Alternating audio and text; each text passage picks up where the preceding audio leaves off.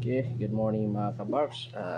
Ito ngayon, ang gagawin natin is mag-a-assemble tayo ng Asahi ceiling orbit fan. Ngayon, ituturo ko sa inyo kung paano i-connect ang switch na to para dito sa ceiling orbit fan.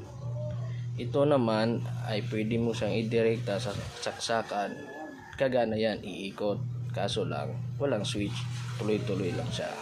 So ngayon, ang gagawin natin, i-connect natin itong switch nya. Itong dalawang wire na to, kahit saan pwede yan, kahit baliktaran pa pwede. So ang gagawin natin is, sa pagbili mo, may extra wire yan. Tulad dito. So ang gagawin mo, yung isang wire dito, kakabit dito sa isang wire, kahit saan. Sample na ganyan.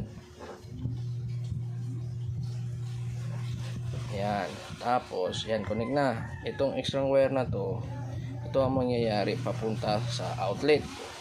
So, i-connect mo na naman to, isa-isa sila. Tulad yan.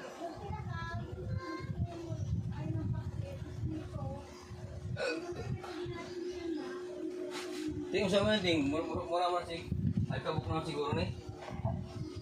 Tapos dito naman yung isa, parang ganyan ang mangyari. Yan siya, direct na yan papuntang saksakan o sa kung i-direkta mo siya. Yan, ganun lang wiring yan. Kahit magkabaliktaran, wala problema. Kaya ngayon susubukan na natin. Sige, thank you.